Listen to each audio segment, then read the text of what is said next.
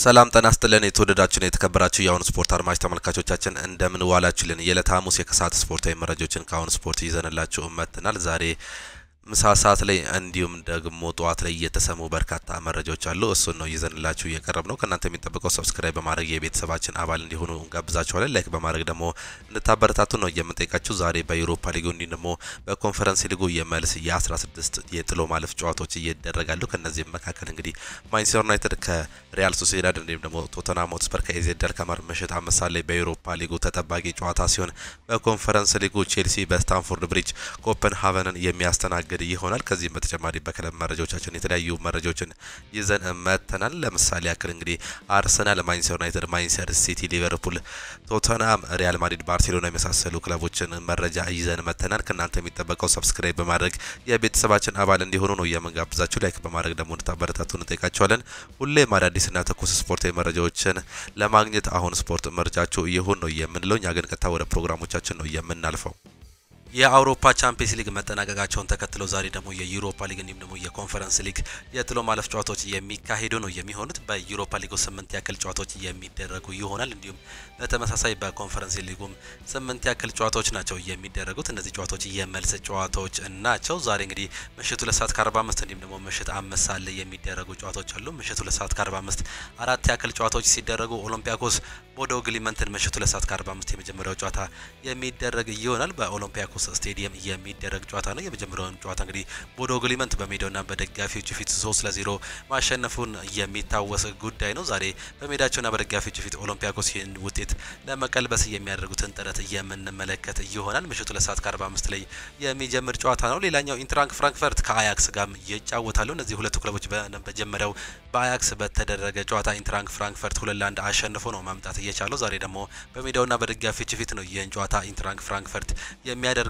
ይህም እንግዲህ ምናልባት ሊቀለው ይችላል እየተባለም ይገኛል። አያክስ የሜዳውን ጨዋታ እንግዲህ 2-1 ተሸንፎ ማጠናቀቁን ተከትሎ ዛሬ ከሜዳቸው ውጪ የሚያደርጉትን ጨዋታ ይጠበቃል። ላዚዮም ከቪክቶሪያን ፕሌዘን ጋር የሚያደርጉት ጨዋታ ነው የሚጠበቀው። በጣሊያን የሚደረግ ጨዋታ ነው። ይህም ጨዋታ ላዚዮ ከሜዳቸው ውጪ ቪክቶሪያን ፕሌዘን 2-1 አሸንፈው መመለሳቸውን እናስታውሳለን። ዛሬ ደግሞ በሜዳቸውና በደጋፊዎች ፊት በጣሊያን ምሽት 2 ሰዓት ከ45 ላይ የሚጀመረም ጨዋታ መሆኑ ነው እየተመለከተን የምንገኘው። ሌላኛው አትሌቲኮ ቢልባኦ ከሮማ ጋር የሚያደርጉት የጥሎ ማለፍ ጨዋታም ተጠባቂ ነው።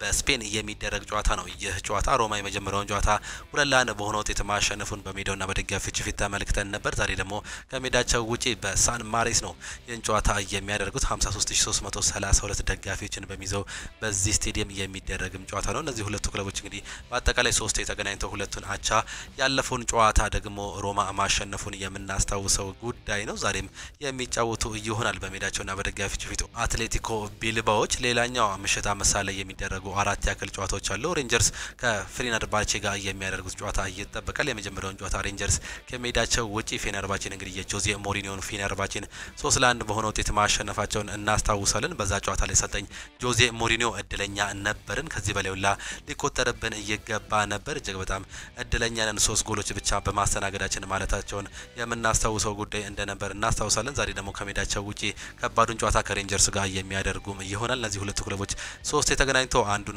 ሬንጀርስ አንዱን ፌኖርድ አንዱን ደግሞ አቻ ነው መውጣት የቻሉት። ዛሬ እንግዲህ አሰልጣኝ ጆዜ ሞሪኒዮ ይህን ለጥብ ወይም ይህንን ውጤት እየቀለብሱታል የሌላኛው ጥያቄ ይሆናል። በሬንጀርስ ስቴዲየም የሚደረግ ጨዋታ ነው። ኦሎምፒክ ሊዮን ስቶዋ ቡካሬስት ጋር የሚያደርጉትም ጨዋታ ይጠበቃል። የመጀመሪያውን ጨዋታ ኦሎምፒክ ሊዮን ከሜዳቸው ውጪ ወደ ሮማኒያ አቅንተው 3-1 አሸንፈው ነው ማምጣት የቻሉት። ዛሬ ደግሞ በፈረንሳይ የሚደረገው ይህ ጨዋታ ተጠባቂ ያደርገዋል። በአግሪጌት እንግዲህ 3-1 ብሎ ነው ይህ ጨዋታ የሚጀምረው። 90 ደቂቃዎችን በሚፈጀው በዚህ ስቴዲየም በዚህ ጨዋታ ላይ ማን ያሸንፋል እንመለከተናል። ቶተንሃም ሆትስፐርም ከኤዜድ አልካማር ጋር የሚያደርጉት ጨዋታ ይጠበቃል። የመጀመሪያውን ጨዋታ ኤዜድ አልካማር 1-0 ነው ማሸነፍ እየቻለው። ቶተንሃም በሜዳቸውና በደጋፊዎች ፊት ጨዋታ የሚያደርጉም ይሆናል።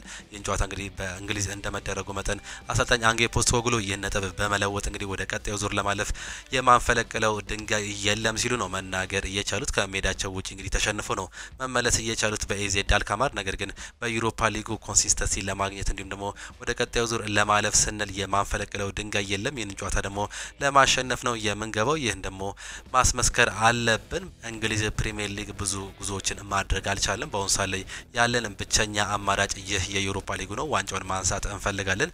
ለዚህም እንግዲህ ይህን ጨዋታ እንደ ዋንጫ ጨዋታ እንመለከተዋለን ሲሉ ነው መናገር እየቻሉት። በዚህ ጨዋታ ላይ ቤን ዴቪስ፣ ቤንታንኩር፣ ሪቻርልሰን እንዲሁም ደግሞ ኩሉዜቪስኪ በጉዳት ምክንያት የማይገኙ ተጫዋቾች ናቸው። ቤንታንኩር ቅጣት ምክንያት ነው የጨዋታ የሚያመልጠው። ዛሬም እንግዲህ ምሽት 5 ሰዓት ላይ የሚጀምረው ጨዋታን በቶተናም ስቴዲየም የምንመለከተው ነው የሚሆነው። ሌላኛው በርካቶቻችን የምንጠብቀው የማንቸስተር ዩናይትድ እና የሪያል ሶሲዳድ ጨዋታ ነው። ማንቸስተር ዩናይትድ በኦልድ ትራፎርድ ስቴዲየም የሚያደርገው ይህን ጨዋታ የምንመለከተው ይሆናል። 74140 ደጋፊዎችን በሚይዘው በግዙፉ ኦልድ ትራፎርድ ስቴዲየም የሚደረግ የዩሮፓ ሊግ ጨዋታ ነው። የመጀመሪያውን ዙር ጨዋታ አንዳቻ ማጠናቀቃቸውን የምናስታውሰው ጉዳይ እንደሆነ በርካቶቻችን እናስታውሳለን።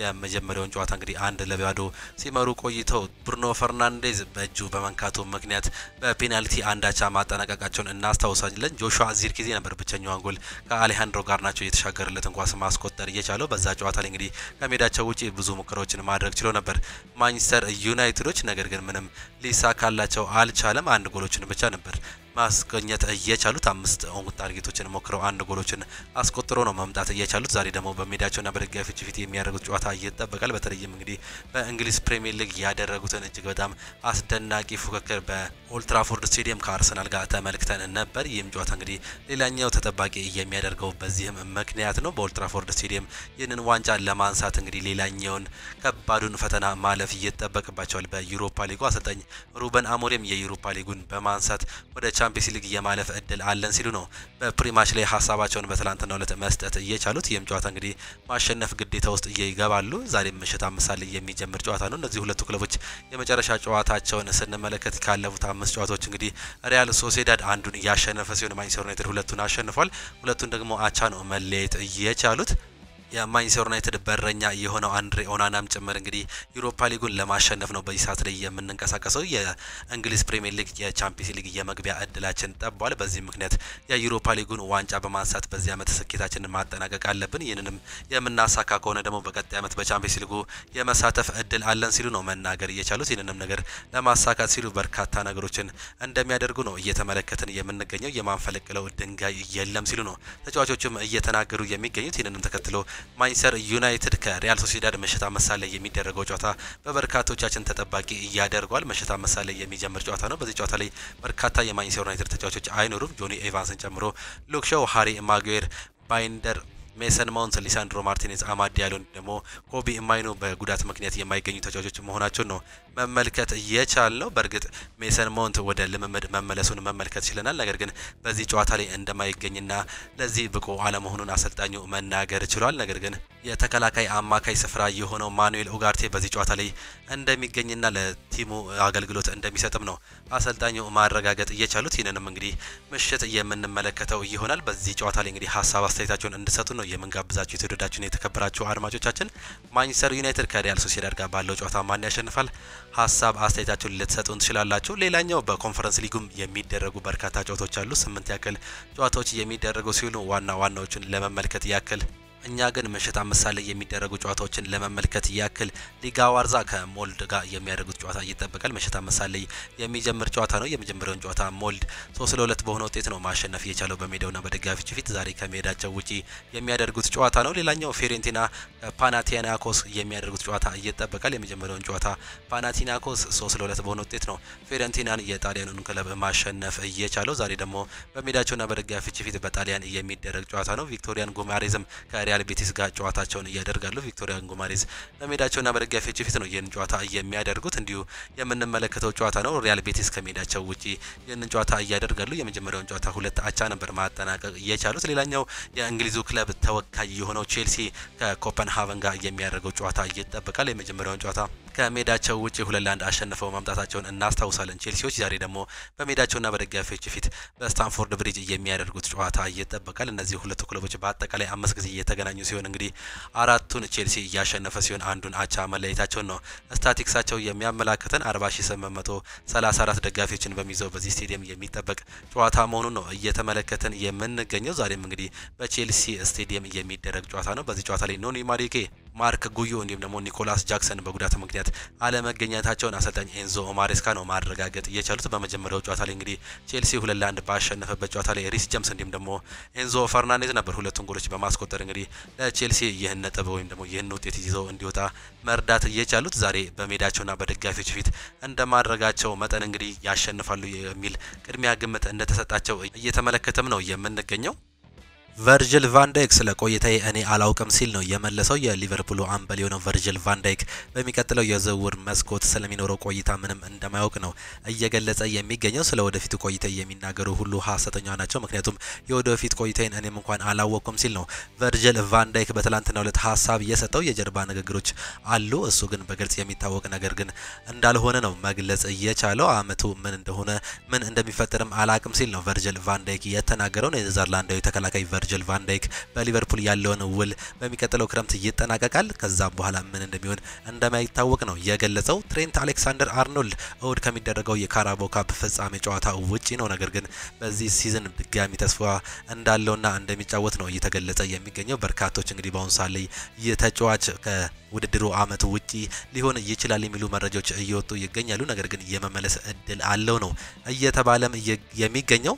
በሜሎስ ክሪኪዝ ላይ ያሉ ሁለቱም አስተያየቶች አሁንም ገና በመጀመሪያ ደረጃ ላይ ነው የሚገኙት። ሜሎስ ክሪኪዝ ለግራ መስመር ተከላካይነት ግንባር ቀደም እጩነት እንዳለ በሊቨርፑል በኩል እየተገለጸ ይገኛል። በተለይም እንግዲህ የተጫዋች የሮበርትሰን ተተኪን ለማድረግ እንግዲህ እየፈለገ እንደሆነ በሊቨርፑል ቤት መረጃዎች እየወጡ ይገኛሉ። ከዚህ በፊት በክረምቱ እንዲሁም ደግሞ በጥር የዝውውር መስኮት ማንቸስተር ዩናይትድ እንዲሁም ደግሞ አርሰናል ይህንን ተጫዋች ይፈልጉታል የሚሉ በርካታ መረጃዎች መውጣታቸውን የምናስታውሰው እንደነበር የሚታወቅ ነው። አሌክሳንደር አይዛክ የአርሰናል ቀዳሚ ኢላማ መሆኑ ተገለጸ። በርካታ ክለቦች በሚቀጥሉት የክረምት የዝውውር መስኮት አሌክሳንደር አይዛክን ለማስፈረም ጥረትን ለማድረግ ማሰባቸው ተገልጿል። አሌክሳንደር አይዛክ በሚቀጥለው ክረምት አርሰናል ቅድሚያ ሰጥቶ ለማስፈረም ኢላማ ያደረገው አጥቂ መሆኑን ታማኝ የመረጃ ምንጮች እየገለጹም ነው የሚገኙት። ኒውካስል ዩናይትድ በበኩሉ ተጫዋቹን ለመሸጥ በማሰብ ላይ እንደማይገኝና ውሉን ለማራዘም እንደሚፈልግም መረጃዎች የወጡ ሲሆን የዝውውር ጉዳዮችን በቅርበት እንደሚከታተለው ጋዜጠኛ ዴቪድ ኦርነስቲን ገለጻ የአሌክሳንደር አይዛክ ሽያጭ 150 ሚሊዮን ፓውንድ ድረስ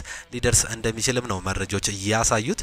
ዊሊያም ሳሊባ የፊት መስመር አጥቂ ሆኖ መጫወት እንደሚችልና አርቴታ ፊት ለፊት መስመር ላይ እንዲያጫውተው ስለመጠየቁ ሲጠየቅ እንግዲህ ይህ ጥያቄ ለቦስ የጠየቁት በቀልድ መልክ ነበር። የወደፊት መስመር ቦታ ላይ አጥቂ ሆኜ መጫወት እንደምችል አውቃለሁ፣ ነገር ግን እዚህ ትልቅ ክለብ ውስጥ ይህንን ኃላፊነት መውሰድ ከባድ ነው። የትልቅ ክለብ ነው ውስጥ ላይ ቦታ መጫወት ያህል እጅግ ከባድ ሊሆን ይችላል። በዚህ ቦታ በአጥቂ ቦታ እንድጫወት ነበር፣ ነገር ግን በዚህ ሰዓት ላይ ለቡድኑ የተሰለፈ የትም ቦታ እንድጫወት አሰልጣኝ ያመነበት ቦታ እንድጫወት ኃላፊነት ከሰጠኝ የትም ቦታ ላይ ለመጫወት ዝግጁ ነኝ። አሰልጣኝ በዛ ቦታ እንድጫወት ከፈለገ በእርግጠኝነት እዛ ቦታ ላይ እገኛለሁ፣ ግን የኋላ መስመር ቦታ ላይ ከኋላ የምቀር ይመስለኛልም ሲል ነው የተናገረው። ዊሊያም ሳሊባ ሲለው ዋንጫም ሲናገር እውነትን ለመናገር ቡድናችን ለዋንጫ እጅግ እየቀረበን ይመስለኛል። ለዋንጫ በጣም ብዙ ቅርብ ነን። እኛ ሁልጊዜም ፊት እንቀመጣለን። እንደዚህ ለዋንጫ ይበልጥ ስትጠጋ ጥሩ ነው። በእርግጥ ለዋንጫ ተደጋጋሚ ጊዜ ቀርበን ዋንጫዎችን ካላሸነፈን በጣም ያሳዝናል። ነገር ግን መቀጠል አለበት። ትላንት ካሳካቸው ዛሬ ያሳካቸው ነገሮች ይበልጣሉና ወደ ፊት መኖር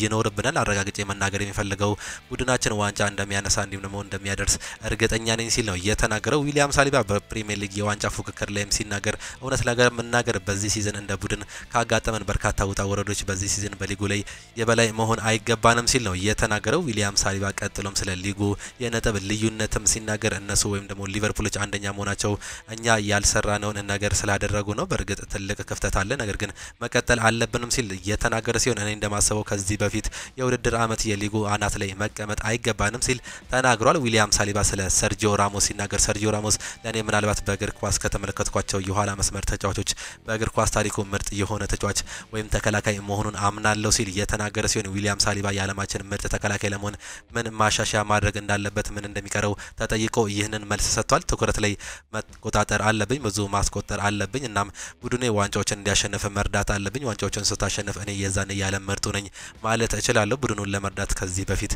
ግፊት ማድረግን እቀጥላለሁ ሲል የተናገረው ዊሊያም ሳሊባ ስለ ጎል የደስታ አገላለጹም ተጠይቆ ነበር። ልጅ እያለሁ ገና በወጣትነት የዚህ ታላቅ ክለብ የልብ ደጋፊ ነበርኩኝ። እናም ለዚህ ታላቅ ክለብ የቡድን ጓደኞች ጎል ሲያስቆጥሩ የደስታ አገላለጼን በቃላት መግለጽ አልችልም። የቡድን አጋሮች ጎል ሲያስቆጥሩ በጣም ደስተኛ ነኝ። እኔ ሜዳ ላይ የቡድን አጋሮች ጎል ሲያስቆጥሩ ሁልጊዜ እንደዚህ ያለ ስሜት ነው የሚሰማኝ። ትልቅ የደስታ ስሜት ነበርኝ። በተለይ ደግሞ የዚህ የታላቅ ክለብ ወይም የአርሰናል ታላቅ ደጋፊ ስለሆንኩኝ ነው ያለው። እኔ የዚህን ታላቅ ክለብ ማሊያ ለብሼ በመጫወቴ ለኔ ይህ ትልቁ የልጅነት ህልም ነው። ለኔ ይህ ህልም እንደሆነ ይታወቃል። ስለዚህ በየቀኑ በእያንዳንዱ ጨዋታ በሁሉም ነገር ደስ ይለኛል ሲል ነው መናገር እየቻለው። አንድሪያ ቤርታ የሚፈልጉትን ተጫዋች ስንመለከት አንድሪያ ቤርታ ከማርቲን ዙቢሜንዲ ደግሞ ብሩኖ ጉማሬዝ ወደ አርሰናል የማምጣት እቅድ አላቸው። ኒውካስል ቻምፒየንስ ሊግ መሳተፍ ካልቻለ ተጫዋቹ ከ60 እስከ 70 ሚሊዮን ፓውንድ መልቀቅ የሚችልበትም እድል እንዳለ ነው እየተገለጸ የሚገኘው። ይህ ስፖርቲንግ ዳይሬክተር ወደ አርሰናል ከመጣ በኋላ የመጀመሪያ ስራው አጥቂ እንዲሁም ደግሞ ዲፌንሲቭ ሚድፊልደር ማስፈረም እንደሆነ ነው መረጃዎች በስፋት እየወጡ የሚገኙት። አሰልጣኝ ሩበን አሞሪም ቻምፒየንስ ሊግ ልንገባ እንችላለን ሲሉ ነው የተናገሩት። የማንቸስተር ዩናይትድ አሰልጣኝ ሩበን አሞሪም ቡድናቸው በአውሮፓ ቻምፒየንስ ሊግ ሊሳተፍ እንደሚችል መግለጽ ችሏል። ለቀጣዩ የውድድር ዓመት የሚስማማ እቅድ መዘጋጀቱን ያነሱት አሞሪም ቡድኑ በዩሮፓ ሊግ ቻምፒየንስ ሊሳተፍ የሚችልበትም እድል እንዳለ የገለጹ ሲሆን በአስቸጋሪ ሁኔታ ውስጥ መሆናችንን እናውቃለን፣ ነገር ግን ዋናው ነገር እቅዱን ማዘጋጀታችን እንዲሁም ምን አይነት ተጫዋች እንደምፈልግ ማወቅ ነው ሲል አሰልጣኙ ተናግረዋል። አክለውም አዲሱ ስቴዲየም ደስ የሚል ነገር ነው፣ ነገር ግን ለወደፊት ትኩረታችን ስል አሁን መሆን አለበት። በኦልድ ትራፎርድ ባሸነፍን በጣም እደሰታለሁ ሲል መናገራቸው ነው መመልከት እየቻል ነው።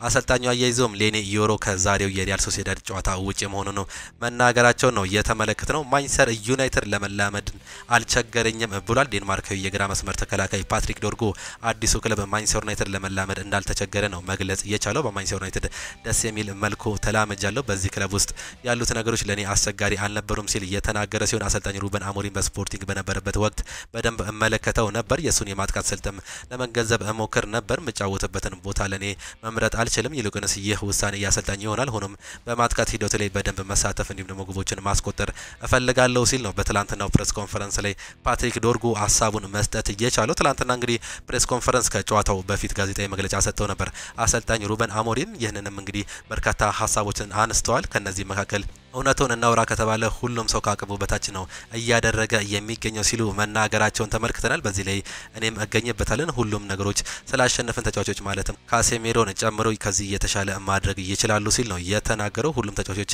እችላለሁ የሚለው አስተሳሰብ ውስጣቸው ላይ እንደሚያሰርጹ ማድረግ ይኖርብናል ሲል ነው የተናገሩት። ከሰር ጂም ራትክሊፍ ጋር ያለኝ ግንኙነት ከመጀመሪያ ቀን ጀምሮ እጅግ ጥሩ የሚባል እንደሆነ የገለጹት ሁልጊዜም ከቦርዱ ድጋፍ እንዳለኝ ይሰማኛል። ከነሱ ጋር በተገናኘን ቁጥር ስለምን እንደምንነጋገር ለእናንተ ግልጽ መሆን አይችልም ማለታቸውን ነው የተመለከትነው። ሆኖም እነርሱ እጅግ እንዲሁም ታማኝ እንደሆነ መናገር እፈልጋለሁ ሲል ተናግሯል። ቀጣዩን የውድድር ዓመት ልዩ ለማድረግ ግልጽ እቅድ አለን። እኛም በአውሮፓ ሊጉ በኩል አድርገን የሻምፒየንስ ሊግ ተሳትፎን እውን ልናደርግ እንችላለን ሲሉ እየተናገሩ ሲሆን አስቸጋሪ ወቅት ላይ እንደምንገኝ አውቃለሁ። ሆኖም ወሳኙ ነገር እቅዳችንን ማሳካት ነው ሲሉ ነው የተናገሩት። ሰር ጂም ራትክሊፍ ከሰሞኑ በሰጡት አስተያየት ለዚህ ክለብ የማይመጥኑ ተጫዋቾች በቡድን ውስጥ ስላሉ እንዳለው ስለ መግለጻቸው ሲጠይቁ ተጫዋቾች በዚህ ጉዳይ ምንም አይነት በስጭት ውስጥ እንዳልገቡ መናገር እችላለሁ ሲሉ ነው የተናገሩት። ዛሬ የተሰራው ልምምድ ጥሩ የሚባል ነው፣ እዛም ጥሩ ስሜት እንዳላቸው ተመልክቻለሁ ሲሉ እየተናገሩ ሲሆን ሜሰን ማውንት ለዛሬው ጨዋታ የመድረስ እድሉ ጠባብ ነው፣ ሌኒ ዮሮ ግን አይደርስም ሲሉ ተናግረዋል።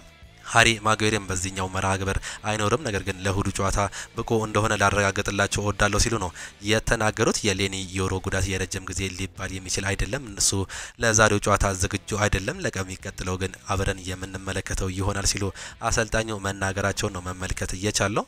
ሮናልዶ ናዛሪዮ ዲሌማ ራሱን ከእጩዎች አግልሏል። የብራዚላዊ እግር ኳስ ተጫዋች ሪያል ማድሪድ እንዲሁም ደግሞ ሌሎች በርካታ ክለቦች መጫወት የቻለው ታሪካዊ ተጫዋች ሮናልዶ ናዛሪዮ ዲሌማ ራሱን ከሀገሩ ፌዴሬሽን ፕሬዚዳንትነት ምርጫ ማግለሉን አሳውቋል። ሮናልዶ ናዛሪዮ ከዚህ በፊት በሀገሩ እግር ኳስ ፌዴሬሽን ፕሬዚዳንትነት ምርጫ ለመሳተፍ ማቀዱ አሳውቆ ነበር። የቀድሞው ተጫዋች በዛሬው ዕለት ራሱን ከፕሬዚዳንትነት ውጪ ማድረጉን ነው በይፋ የገጹ ማሳወቅ እየቻለው። ካነጋገራቸው 27 የእግር ኳስ ፌዴሬሽኖች 23ቱ ጥያቄውን ውድቅ እንዳደረጉበትና ፈቃደኝነታቸውን እንዳላሳዩ ሮናልዶ ናዛሪዮ ተናግሯል። ሮናልዶ ናዛሪዮ በምርጫው ለመወዳደር ቢያንስ 4 የፌዴሬሽን እንዲሁም 2 ክለቦች ድጋፍ ሊያስፈልገው እንደሚችል የተናገረ ሲሆን በዛ ሰዓት ላይ ግን ይህ ነገር እንዳልተሳካ ነው ሀሳቡን መግለጽ እየቻለው። በዚህም እንግዲህ ራሱን ማግለሉ ይፋ ተደርጓል።